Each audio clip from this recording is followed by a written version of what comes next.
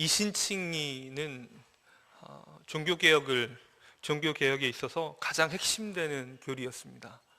그리고 오직 믿음으로, 오직 말씀으로, 오직 은혜로, 이 세 가지 구호가 종교개혁의 3대 구호라고 말할 수 있는데, 그 핵심에는 이 오직 믿음으로의 구호가 있습니다. 사실 이신칭이라는 이 말씀은 이 본문 4장에도 물론 있지만 5장 1절에 보면 그러므로 우리가 믿음으로 의롭다 하심을 받았으니 라고 해서 이 구절이 정말 한문 성경으로 그렇게 이신칭의로 그렇게 번역이 됩니다. 그런데 이 오직 믿음으로 라고 말할 때 어떤 사람들은 그것에 대한 반감을 갖기도 합니다. 왜냐하면 믿음으로 구원을 얻는다 라고 얘기하면, 아니 어떻게 구원이라는 그 소중한 걸, 그 귀한 걸 믿음으로만 얻을 수 있지? 아니 저기 그야말로 평생 아무것도 정말 착한 일도 안 한 것 같은 사람이 그럼 죽기 전에 믿으면 그러면 그 사람도 의로운 거야? 이건 뭐야? 믿음을 의롭다는 게 굉장히 비합리적으로 보이기 때문에 마음에 반감이 생길 수 있습니다. 또 한 가지는 오직 믿음으로 의롭게 여김을 받는다라고 말할 때 이 오직이라는 말이 마음에 안 드는 사람들도 있습니다. 실제 성경에 오직이라는 말이 5장 1절에 안 나오잖아요. 그래서 왜 오직이라는 말을 넣냐? 그런데 이거는 그 루터 당시에 종교개혁 당시에 교회 상황들을 자세히 살펴봐야 됩니다. 왜냐하면 종교개혁 당시에 교회 상황들은 이 세미펠라기안주의라고 해서 이렇게 믿음을 중요하게 여긴 건 아니에요. 근데 또 순종도 중요하다는 거죠. 또 그리고 그 세례를 받아야, 영세를 받아야 꼭 구원받는다, 이렇게 의식에 대해서도 얘기하고요. 성찬에 참여하는 것, 곧 예수 그리스도의 살과 피가 실제로 이 떡과 포도주가 살과 피로 변한다는 그런 믿음을 가져서 마치 이것 자체가 나를 의롭게 하는 이런 새로운 힘으로서 이렇게 생각하기 시작했습니다. 그렇게 근본적인 믿음으로 의롭다함을 받는 교리가 타락하기 시작하니까 어떻게 됐냐면 결국은 루터 당시에는 이런 노래까지 불렀다고 하죠. 동전을 로마의 성 베드로 성당을 짓는데 건축 헌금이 부족하니까 여기 헌금을 넣으면 이 헌금통에 동전이 떨어지는 소리와 함께 여러분의 그 부모님들이나 친척들 중에 왜 연옥교리가 있잖아요. 가톨릭에는 여기 지옥에 있던 사람들이 그 영혼이 튀어나온다. 이렇게 돈과 구원을 맞바꾸게 이뤘습니다. 여러분, 그 모든 사람들이 막 시끌시끌 할 때 여러분 가만 얘기하면 듣습니까? 그 말이 전달되겠습니까? 알아들을 수 있을 정도로 목소리를 높여야 하고 또 강조해야 됩니다. 그런 면에서 루터 당시에는 믿음으로 의롭다함을 받는 것에 대해서 정말로 많은 사람들이 무시했습니다. 그래서 오직 믿음밖에 없습니다 라고 강조하는 것이 합당한 시대였습니다. 그러기에 그 당시에는 그렇게 말하는 것이 옳았습니다. 그렇다면 지금 이 시대는 오직 믿음으로 구원을 받는다 라고 말하는 것이 옳지 못할까요? 이건 또 믿음의 의미에 대해서 좀 생각을 해봐야 됩니다. 우리가 우리 마음속에 그 노방전도를 하시는 분들 있잖아요. 노방전도를 뭐 전철에서든 혹은 길거리에서든 이렇게 큰 소리로 이렇게 하면 이렇게 믿지 않는 사람들이 불쾌할 뿐만 아니라 믿는 사람들도 불쾌해하는 경우들이 있죠. 왜 불쾌할까요? 이제 한 가지 이유는 이제 노방전도 하려는 그 용기만 강조하다 보면 듣는 사람의 그 입장이나 상황을 고려하지 않고 이렇게 말을 던지게 되잖아요. 선포하는 전도죠. 그러다 보니까 이렇게 배려받지 못하는 느낌이 들어서 기분이 나쁠 수도 있습니다. 그런데 또 한 가지 이유가 있습니다. 믿는 사람이나 믿지 않는 사람이나 노방전도를 하는 모습을 볼 때 불쾌한 또 한 가지 이유가 있다면, 나는 저걸 지금 듣지 않아도 되는데 라는 생각이 있기 때문입니다. 믿지 않는 사람은 당연히 나는 너희들이 믿는 성경 안 믿는데 뭐하러 그 얘기를 하냐, 난 그 얘기 들을 필요도 없는데 왜 이 전철에서 혹은 길거리에서 왜 나 들으라고 그렇게 그야말로 고성방가를 하냐, 이런 얘기라면, 신자들은 어떻게 생각하냐면 나는 이미 다 알고 있기 때문에 저 복음을 들을 필요가 없다고 생각하는 겁니다. 그런데 우리가 성경 공부를 할 때나 자세히 한번 물어보면 이렇습니다. 이제 돌아가면서 좀 재밌게 하느라고 이렇게 마인드맵을 그려놓고 믿음 가운데 해놓고 믿음이라고 뭐라고 생각하냐고 이제 성경 공부 시간에 한 사람씩 돌아가거든요. 이렇게 3바퀴 4바퀴 이제 2바퀴 정도 돌면 믿음에 대해서 할 말이 없어집니다. 우리가 얼마나 믿음에 대해서 모르고 있는가 이걸 이제 절감하는 거죠. 또 은혜 적어놓고 한 바퀴 돌면 또 할 거리가 떨어집니다. 구원, 하나님의 나라, 우리가 당연히 수십 번, 수백 번, 수천 번 들어왔다고 생각하는 그 말들을 우리가 정말로 이해하고 있는가? 아니요, 정말로 피상적인 이해만을 가지고 있을 때가 많습니다. 그런데 이 믿음으로 의롭게 된다고 말할 때 이 믿음, 루터 당시의 그 믿음의 의미보다 현대의 믿음의 의미는 굉장히 많이 파편적으로 축소됐습니다. 점점 그 르네상스 이후로 좀 학교 교육, 제도화된 교육이 정착되고 그 도제 관계로 비유되던 스승과 제자 간의 관계가 그냥 선생님이 정해진 시간에 딱 들어가서 교실에서 앞에서 얘기하고 그야말로 이런 이제 그 선생님들하고 할 때 이런 유의 세팅으로 이 교육을 하면 안 되고 좀 뭔가 좋은 교육을 해보자라는 말로 이제 비꼬듯이 서로 말할 때 들을 놈은 듣고 안 들을 놈은 뭐 어쩔 수 없지 하는 식의 교육, 그런 교육들이 이루어지면서 이 지식과 암과 믿음에 대한 말들도 조금씩 변질돼 가기 시작했습니다. 믿음으로 의롭게 된다고 얘기할 때 이 믿음은 그냥 머리로만 믿는 것이 아닌데, 그래서 오직 믿음으로라고 말을 해도,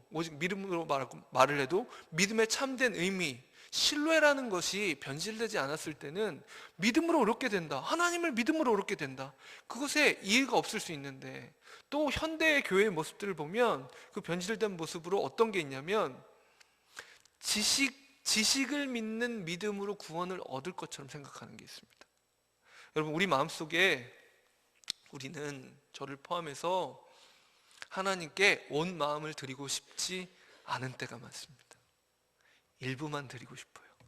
일부만 드리면 편합니다, 여러분. 일부만 드리면 내가 하고 싶은 것만 조절할 수 있습니다. 전부를 드리는 게 이게 너무 어려운 일이에요. 사실은 나 자신도 전부를 드리고 있는지 아닌지 모를 때가 많거든요. 그러면 전부를 드리려면 어떻게 될까요? 끊임없이 내 마음을 살필 수밖에 없습니다. 내 마음은 실패투성이거든요.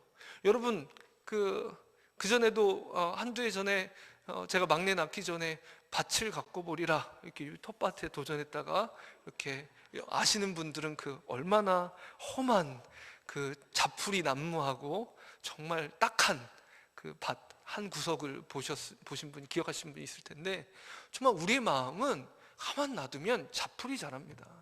끊임없이 우리의 실패를 은혜로 복음으로 뽑아내지 않으면 우리는 실패투성이, 복음과 상관없는 인생들이 됩니다. 우린 전심을 드리고 싶지가 않고 전심을 드릴 만큼 진지하지 않을 때도 너무나 많습니다. 그래서 이 믿음이라고 할 때 그냥 이 지식으로 이것을 축소하는 거죠. 나는 그 교리를 알고 성경을 압니다 라고 축소하기도 합니다. 또 어떤 사람은 그것을 종교적 감정으로 축소하기도 합니다. 또 어떤 사람은 그것을 자기의 행동으로 축소하기도 합니다. 믿음이라는 건 전 인격이 관여돼야 되기 때문에 우리의 지성도, 감성도, 의지도, 우리의 가진 모든 힘과 모든 정성과 모든 의지와 모든 의식이 믿음에 쏟아져 들어가야 하는데, 우리 중에 경향들이 있잖아요. 지적인 사람들은 열심히 공부합니다. 그래서 이 교리가 바른 교리인지 옳지 못한지 설교를 들으면서도 저 얘기가 과연 옳은가, 마치 그 사도행전에 나오는 베레아 사람들이 과연 저 말이 옳은가 이렇게 고민했다고 하듯이 이렇게 고민하면서 듣습니다. 얼마나 올바른 태도인지 몰라요. 그런데 그것에만 힘을 너무 기울입니다. 또 어떤 사람은 감성적인 사람이 있습니다. 감성적인, 막 뭘 해도 가슴이 먼저 움직이는 사람입니다. 그래서 예배를 드리거나 찬양을 하거나 모든 것에 있어서 내 마음과 정서가 움직이면 그것으로 은혜 받았다 라고 얘기하는 사람들입니다. 또 어떤 사람은 그냥 이 예배당에서 이렇게 찬양 불러서 감동받는 것, 혹은 지적으로 더 말씀을 더 알게 되는 것, 교리를 더 알게 되는 것, 그것에 큰 관심 있는 것이 아니라 직접 뭔가 나가야 돼요. 현장에 나가야 되고 뭔가를 해봐야 돼요. 해봐서 정말로 이게 되는구나, 믿음으로 해봤더니, 복음을 전해봤더니 복음을 듣고 사람이 믿는구나, 구원을 얻는구나, 야 이게 정말 맞네, 이렇게 눈에 그게 보여야 이게 진짜구나 싶은 사람들이 있습니다. 각각 우리는 신앙생활을 할 때 각각의 기질에 맞는 일에 더 많은 힘을 쏟아붓고 싶어 합니다. 그리고 믿음에 대해서 그것이 믿음이다 이렇게 생각하기 쉽습니다. 유대인들은 무엇을 향하여 구원을 받는 원리라고 얘기했습니까? 율법과 혈통이었습니다. 그 하나는 혈통은 아브라함으로부터 이어온 그 혈통입니다. 할례를 통해서 육체의 표식이 있잖아요. 그렇죠? 지금 말하면 포경수술 같은 갓난 아이의 포피를 떼는 것을 통해서 이제 이 아이는 아브라함의 자손이다라는 표시를 줬어요. 그러니 아브라함에게 주신 그 약속이 있잖아요. 너의 자손들에게 복을 주겠다는 그 약속. 그 약속이 있으니까 너는 할례 받았으니까 아브라함의 자손이야. 요즘 말로 하면 이런 겁니다. 내가 몇 대째 신앙생활하는 줄 알아? 라고 말하는 겁니다. 여러분, 근데 이 몇 대째 신앙생활이 이게 다 상대적인 겁니다, 여러분. 누구는 할아버지 때부터, 증조 할아버지 때부터 막 이렇게 얘기하겠지만, 일전에 제가 사역하던 한 교회는 언더우드 선교사님이 설립하신 교회였거든요. 그러니까 지금 한 125년쯤 됐습니다. 그러니 그 교회에 몇 대 이게 왜 헤아려지지가 않고요. 그냥 오래된 겁니다. 그냥 이미 한 세기가 넘어선 일이고요. 이렇게 구체적으로 세기에도 막 복잡해요. 그러면 어떻습니까? 유럽의 교회들은 어떨까요? 유럽에도 여전히 크리스찬들이 있는데 몇 대째 신앙생활 할까요? 그런데 우리는 이렇게 얘기하죠. 유럽의 교회들은 비어가고 우리는 여전히 교회가 이렇게 힘이 있으니 유럽의 교회들은 마치 부끄러운 양. 아니요. 그 교회 분들은 25대째 이런 식인 거죠. 이해되세요? 그런데 이것이 아무 소용도 없다고 오늘 본문은 말하고 있습니다. 아브라함으로부터 의를 전가받았다고, 아브라함의 자손이기 때문에 내가 하나님의 백성이라고 이야기하는 것이 얼토당토하지 않다는 겁니다. 왜냐하면 이렇게 물어보는 겁니다. 내가 4대째 신앙생활 하는데 말이야 라고 하는 사람에게 이렇게 얘기합니다. 그렇다면 당신의 4대조 할아버님은 어떻게 구원받았습니까? 그 부모님이 불신자인데 믿음으로 구원받은 거죠. 4대조 할아버지가 믿음으로 구원받았으면 나는 어떻게 구원받아야 됩니까? 믿음으로 구원받아야 되죠. 지적으로는 다 동의합니다. 그런데 마음의 논리가 생기는 거예요. 마음의 논리가 마치 다른 것이 나를 구제해 줄 것 같은 논리. 맨 처음에 은혜를 맛봤지만, 하나님을 알기 시작했지만 여전히 다른 것을 찾기 시작하는, 금방 변질되는 우리 모습입니다. 첫 조상 아브라함에게서 이 하나님을 신뢰함이 무엇인지의 그 의미를, 의롭다 하는 것이, 하나님의 백성이 되는 것이 무슨 의미인지를 이렇게 하나하나 풀어서 보여주고 있습니다. 2절에 보면 만일 아브라함이 행위로서 의롭다 하심을 받았으면 자랑할 것이 있으려니와 하나님 앞에서는 없느니라. 아브라함이 3절 하반절, 아브라함이 하나님을 믿음에 그것이 그에게 의로 여겨진 바 되었느니라 라고 말합니다. 여러분, 하나님을 믿는다는 것이, 하나님과 관계를 맺는다는 것이 거래가 아닙니다. 믿음입니다. 우리가 하나님께 붙어 있는 방법은 하나님과 어떤 거래를 하는 것이 아니라 그분께 믿음으로 붙어 있는 겁니다. 우리가 다른 무엇으로도 하나님과 관계 맺을 수 없습니다. 우리가 정성껏 이 예배 자리에 나와서 예배를 드리는 것으로 하나님과 관계를 맺을 수 있는 근거가 되지 못합니다. 그 실제 하나님과의 만남이 이 예배를 통해서 이루어질 수 있지만 결코 그 하나님과의 만남의 근거가 우리가 이 자리에 앉아 있기 때문에 되지 않습니다. 예배당이 있기 때문에 되지 않습니다. 우린 끊임없이 보이지 않는 것을 보이는 것과 바꾸려 하는 세상에 살고 있습니다. 그래서 세상에 보이지 않는 것도 스펙으로, 눈에 보이는 수치로 바꾸고 싶어 하는 것처럼, 마치 이 예배당 가운데 앉아있는 우리도 우리가 할 수 있는 보이는 것으로 우리의 신앙생활을 바꿔놓고 싶습니다. 왜냐하면 그렇게 하면 어떡합니까? 조작하기 편합니다. 내 마음대로 조절할 수 있어요. 여러분, 이게 보십시오. 에어컨이나 그 히터가 그냥 온도 조절기 없이 그냥 온오프 스위치만 있는 것 있잖아요. 옛날 것들은. 그러면 이게 더운지 추운지 끊임없이 보면서 껐다 켰다 이렇게 해야 되잖아요. 그런데 좋은 온도 조절기가 있으면 어떻게 됩니까? 지금 우리가 딱 좋은 온도가 27도 혹은 30도 이러면 뭐 이렇게 거기에 딱 맞춰두고 그것을 쭉 알아서 조절해 주는 거 아니에요. 그렇게 눈에 보이게 조절하고 싶어 하기 때문에 우린 끊임없이 눈에 보이지 않는 것을 보이는 것을 바꾸고 싶어 합니다. 이것이 이 현대에만, 전자기기가 있는 현대에만 있는 것이 아니라 인류 역사상 항상 있었어요.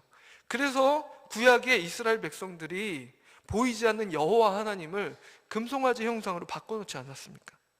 그렇게 하면 눈에 보이잖아요.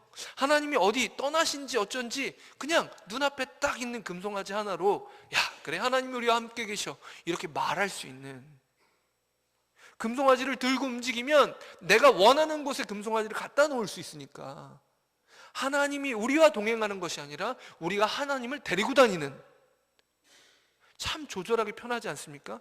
눈에 보이는 우상은 모든 근본 속성이 보이지 않는 세계를 보이는 것으로 바꿔놓고 싶어 합니다. 이번 가을에, 이번 이제 여름 지나고 하면서 비가 안 와서 많이들 고생했잖아요. 그런데 왜 우상들을 만들어 놓고 바알신을, 농경 문화에서 바알신을 섬기느라고 이렇게 바알 신상을 놓고 합니까? 왜냐하면 이 봄에 그리고 가을에 비가 와야 될 그 시기에 비가 오는 것, 이게 보이지 않는 것인데, 바알이라는 비를 통제하는 신의 형상을 만들어 놓으면 어떻습니까? 그 신에게 빌던 협박을 하든 뭐라든 간에 이렇게 내놓으라고 말할 수 있는 뭔가 답답함이 좀 사라질 거 아니에요. 그런 우리의 답답함을 없애 놓으려고, 여러분, 이런 시도가 어떤 시도냐면요, 어린아이로 비유하면 이렇게 애착이 잘 안 된 아이라고 말할 수 있습니다. 어린아이들이 맨 처음에 엄마 손잡고 이렇게 막 치마 자락 잡고 막 떨어지지 않잖아요. 근데 조금 엄마가 잘 성장하면서 좋은 그 애정을 베풀어주고 신뢰를 베풀어주면 어떻습니까? 엄마 손을 꼭 붙잡지 않아도 이렇게 건너방에 있어도 엄마가 함께 있다는 사실을 이제 알게 되죠. 그래서 방에서 엄마 부르면 이제 설거지 하다가 엄마 여기 있어, 그러면 이제 혼자 놉니다. 그러다가 더 지나면 어떻게 됩니까? 엄마가 잠깐 15분만 밖에 나갔다 올게, 이렇게 갔다 와도 엄마가 여전히 자신을 떠나지 않았다고 믿죠.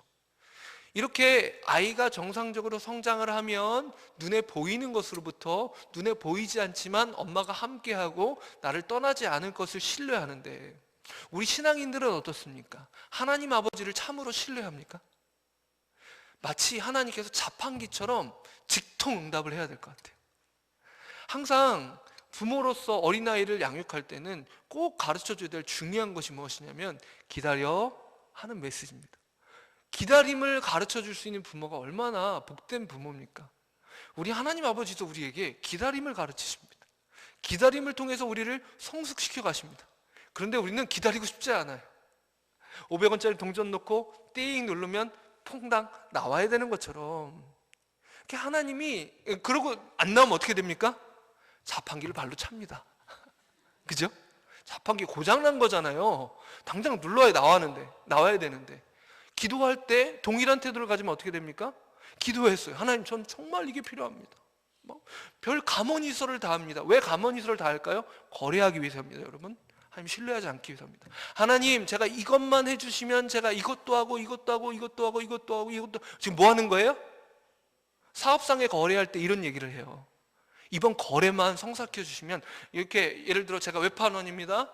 그리고 물건을 팔러 갔습니다. 그래서 물건을 파는데 고객이 갈등을 해요. 아, 고객님 그러지 마시고 제가 보너스로 이것도 끼워주고 이것도 끼워주고 이것도 끼워주고 저것도 끼워줄 테니까 사세요. 제가 할부 다 해드릴게요. 무이자 할부. 뭐 이렇게 해서 조건을 제시한 다음에 오케이 사인을 받아내고 카드를 긁습니다. 하나님 앞에 그렇게 얻어내고자 하는 태도 어떻습니까? 그분이 우리 아버지가 아닌 거래의 대상인 것처럼 그분 앞에 다가선 태도입니다. 이스라엘 백성들은 아브라함의 자손이라고 얘기하면서 나는 할례를 받아서 내 몸에는 하나님의 흔적이 있다, 하나님의 백성의 흔적이 있다고 얘기하면서 여전히 율법을 가지고 하나님과 거래하고 싶어 했습니다. 내가 하나님의 말씀을 얼마나 잘 지키는지 보세요 라고 얘기하면서 자기의 의로움을 자랑했습니다. 그런데 하나님께서 율법을 주신 것은, 그 율법은 사도 바울이 지금까지 계속 로마서 1, 2, 3장에 얘기했던 것처럼 그 율법으로는 의를 얻을 수 없습니다. 아무리 열심히 노력해도 우리는 하나님의 의에 다다를 수 없습니다. 모든 사람이 죄를 범하였음에 하나님의 영광에 이르지 못하더니. 여러분, 우리는 교회 안에서 긍정적 생각만 하면 안 됩니다. 우리가 구체적으로 깊이 있게 묵상해야 될 한 가지가 있다면 날마다 하는 우리의 실패입니다. 복을 얘기할 때 그 복에 대해서 어떤 눈에 보이는 성공이 하나님이 일하신 흔적이라고 말하는 것은 낮은 차원입니다. 하나님이 우리에게 물질의 복도 주실 수 있고 우리의 질병도 치유하시고 우리에게 뭔가 더 좋은 것을 주시는 좋은 아버지시지만 가장 큰 복은 어디 있습니까? 우리 한번 본문 말씀 읽어보겠습니다. 6절 말씀, 7절 말씀, 8절 말씀 한번 세 절을 계속 읽어보겠습니다. 시작. 일한 것이 없이 하나님께 의로 여기심을 받은 사람의 복에 대하여 다윗이 말한 바, 불법이 사함을 받고 죄가 가려짐을 받는 사람들은 복이 있고 주께서 그 죄를 인정하지 아니하실 사람은 복이 있도다 함과 같으니라. 참된 복은 누구도 보아주지 않는 우리의 죄를 깨끗게 해준 것이 복입니다. 철로역정의 첫 부분에 크리스찬이 무거운 짐을 들고 등장을 합니다. 우리 철로역정 사경회 때 들으셨죠? 무거운 짐을 정말 허덕이면서 지고 갑니다. 그리고 주변 사람들이 아니 왜 그렇게 힘들어하냐고, 그 짐 좀 내려놓으라고 이렇게 얘기합니다. 그 아내의 이름이 크리스티아나인데 크리스티아나가 그 남편에게 얘기합니다. 제발 여보, 그 짐 좀 내려놔요. 짐 좀 내려놔요. 짐이 무슨 짐입니까? 죄의 짐입니다. 모든 사람이 죄의 짐에 대해서 의식하고 있지 않은데 크리스찬은 날마다 그 죄의 짐 때문에 신음합니다. 장차 망할 도시에서 모든 사람들이 망할 것이라는 사실을 자기의 죄의 짐의 무게를 통해서 더 깊이 의식합니다. 그리고 나서 들판에서 전도자를 만나서 전도자가 이제 보면 새로운 번역들도 있어요. 그러면 이제 죄의 짐이 너무나 무거워서 크리스찬이 앞을 볼 수도 없고 그냥 땅만 보고 이렇게 갑니다. 이렇게 가는데 앞에 누군가가 서서 무슨 얘기 있어요. 나의 이 죄의 짐을 누가 어떻게 도와줄까 혼자 탄식하는데 갑자기 답을 누군가 하는 겁니다. 그 사람의 이름이 이제 전도자인데, 전도자가 네가 죄의 짐을 지고 그렇게 고민하는데 어떻게 할까를 묻는데 여기 말씀에 이런 해답이 있다고 저 빛을 향한 그 성문으로, 좁은 문으로 가라고 이렇게 안내를 해줍니다. 여러분, 수많은 사람들이 죄의 짐을 생각하고 싶어 하지 않아요. 신자들도 죄에 대해서 생각하고 싶어 하지 않아요. 죄의 문제는 처음 믿고 나서 다 해결되고 더 이상 생각하지 않아도 되는 것처럼 그렇게 착각합니다. 그런데 여러분, 정말로 그렇습니까? 우린 이제 죄로부터 정말 자유롭습니까? 날마다 현실적으로 우리는 죄를 범하고 살고 죄의 짐의 무게를 알고 삽니다. 그것을 느끼는 사람은 어떻게 할까요? 매 순간 매일 예수님의 십자가 앞으로 달려가겠죠. 천로역정의 크리스찬은 이제 그 짐을 지고 열심히 언덕을 기어 오릅니다. 그 길이, 좁은 길이 가는 그 길가에 한 언덕이 있는데 그 언덕 위에서 십자가를 보게 됩니다. 십자가 그 앞에 섰을 때 자기도 모르게 어깨에 죄의 짐이 옆에 있는 지옥의 구렁텅이로 떼굴떼굴 크리스찬이 그 죄의 짐을 벗는 그 기쁨과 그 감격이 이루 말할 수 없죠. 우리는 사실 날마다 구체적으로 우리가 범한 그 죄들을 가지고 주님 앞에 나가야 합니다. 그러니 십자가가 한순간도 지루할 틈이 없는 것이 되어야 합니다. 그런데 예수를 믿고 나서 나는 이제 구원받았고 죄의 문제를 이미 해결했으니 나는 문제가 없다는 식의 생각을 갖게 되면 우리에게 자기의가 들어오기 시작합니다. 여러분, 아까도 지식에 혹은 감성에 혹은 의지에 치중된 여러 사람들에 대한 얘기를 들었는데 그것에 따라서 여러분 교파적인 성격도 있는 거 아십니까? 장로교회에 지적인 사람들이 더 모입니다. 교리를 강조하고 말씀을 강조하기에 그것을 들음을 통해서 하나님의 은혜 받기 쉬운 사람들이 더 모이게 되겠죠. 그리고 그걸 통해서 장로교회는 이 교리적인 지식과 말씀을 이게 탐구하는 마음을 가지고 다른 모든 교단들에게까지 좋은 영향을 미칩니다. 그런데 이걸 가지고 하면 어떤 교회들은 어떨까요? 내가 알고 있는 바른 교리의 지식이 자기 의가 됩니다. 나는 성경 공부도 했고 바른 교리도 알고 어떻게 하면 구원받는가에 대해서 충분히 이해하고 있다. 그러니 나는 의롭다 라고 자기 지식을 의로 삼습니다. 그리고 어떤 교회들은 어떻습니까? 정말 열렬하게 기도합니다. 어떤 분은 어떤 형제가 그래요. 이제 선교 훈련을 받을 때 만났던 형제인데 그때 이제 강의를 해주셨던 분이 신부님이었어요. 성공의 신부님. 성공이는 목사님을 신부님이라고 부르죠. 성공이도 역시 개신교입니다. 그래서 성공의 신부님 한 분이 오셔서 성령님에 대한 강의를 해주시고 성령 충만에 대한 강의를 해주시고 그 다음에 이제 기도를 해주셨어요. 성령 충만을 받기 위한 기도 이렇게 해서 기도를 해주셨는데 이렇게 기도해 주신 거예요. 정확한 어구는 생각이 안 납니다. 분위기만 전해드리면 하나님 아버지 이 형제에게 성령이 충만하게 하옵소서.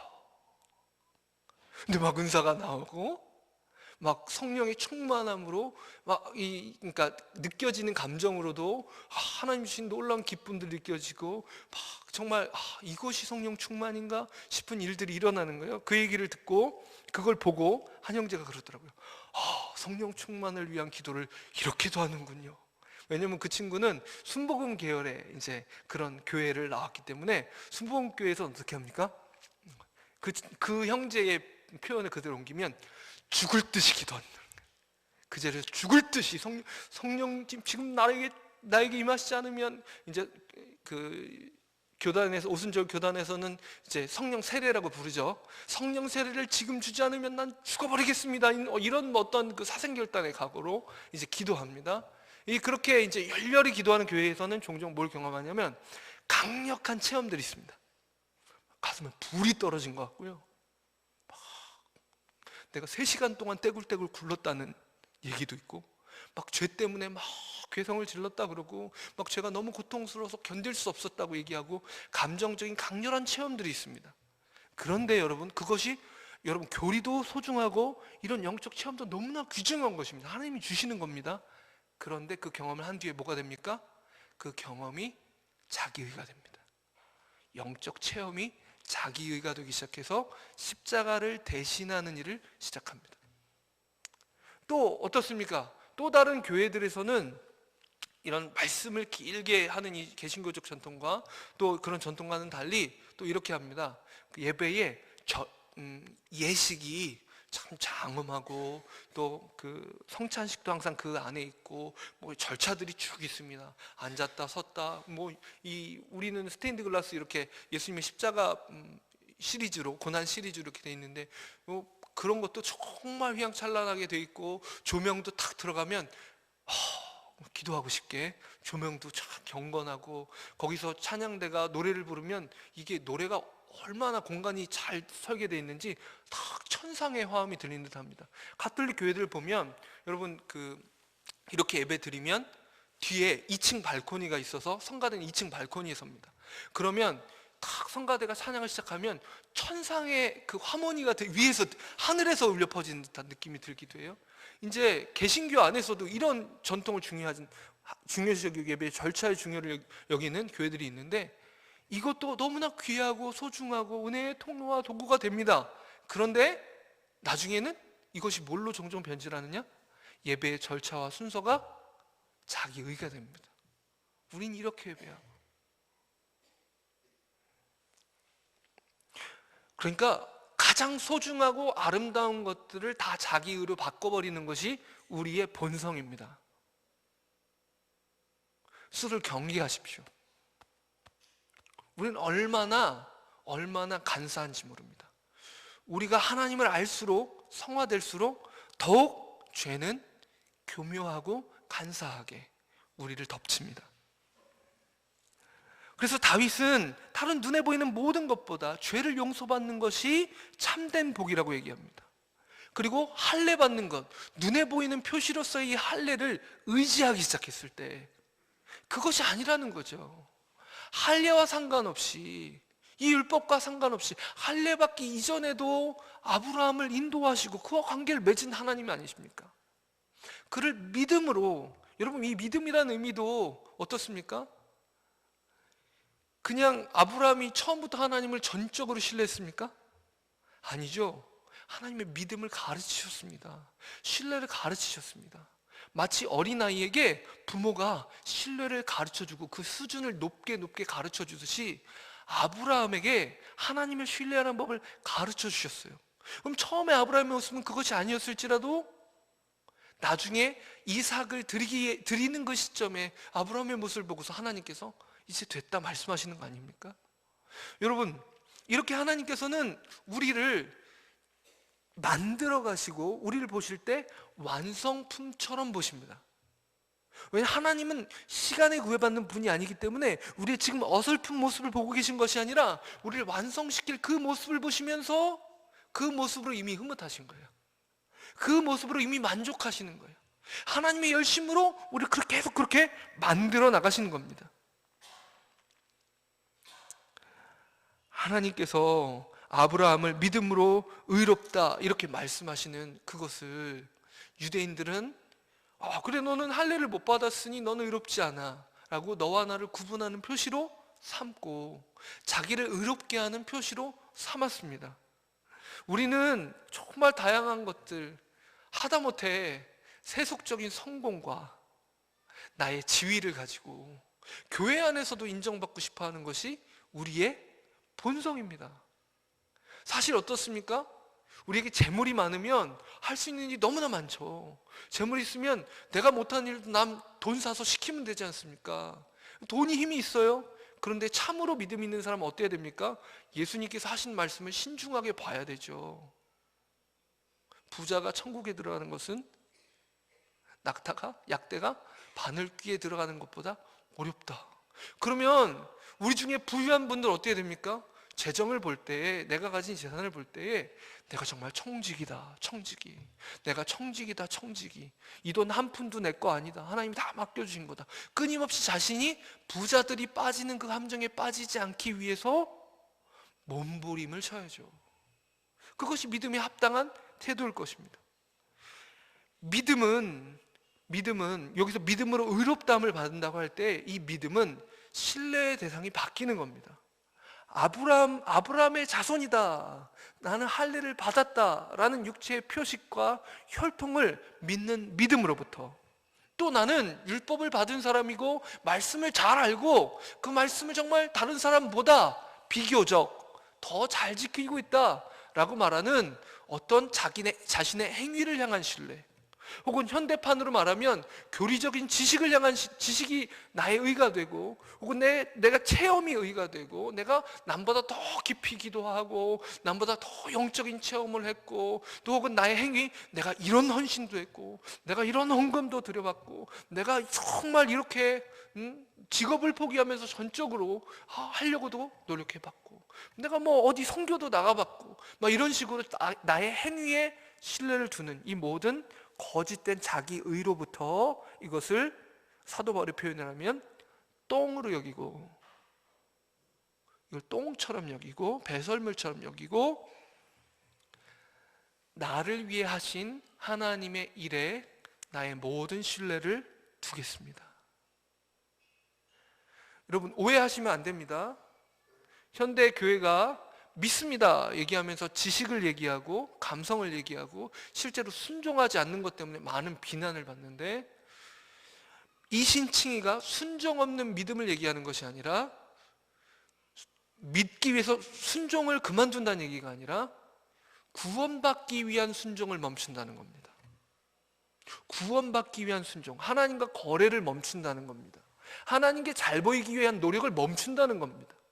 하나님은 우리가 한 일을 통해서 우리를 이뻐라 하시는 분이 아니시고요, 우리를 덮으시는 십자가의 은혜로 우리를 보시는 분이십니다.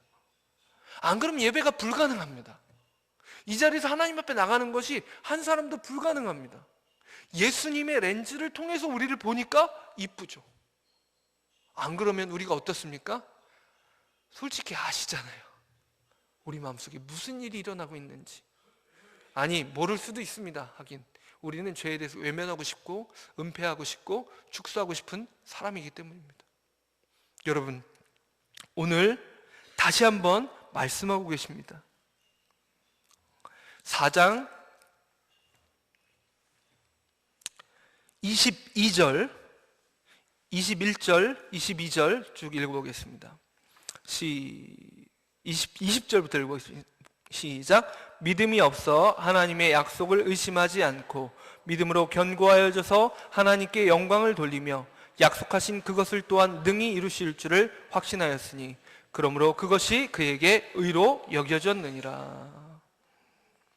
약속을 믿는, 눈에 보이지 않는 하나님과 그것을 행하실 하나님의 약속을 믿는 믿음으로 아브라함은 의로움을 얻었습니다. 그에게 의로 여겨졌다 기록된 것은 아브라함만 위한 것이 아니요 의로 여기심을 받을 우리도 위함이니 곧 예수 우리 주를 죽은 자 가운데서 살리신 이를 믿는 자니라. 우리에게 다른 것이 없습니다. 예수님께 붙어있을 유일한 길은 믿음입니다. 우리 옆에 분에게 권면해 주십시다. 우리 하나님과 거래하지 맙시다.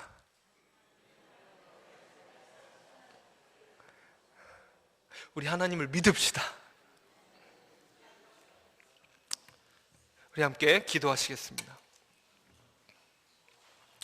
우리가 함께 기도할 때 우리 자신이 믿음으로, 행위도 감정도 체험도 지식도 아니고 오직 믿음으로 주님 앞에 나아갈 수 있게 해달라고 기도하고, 또 이 믿음 없이 행위로 구원받으려고 하는 것이 전염성이 있는 이 병입니다. 우리 공동체 가운데 행위와 다른 것으로 의로움을 받기 위한 그 모든 이 전염병들이 돌지 않도록 우리 공동체를 이신칭의의 교리 위에 세워달라고 합심해서 기도하겠습니다.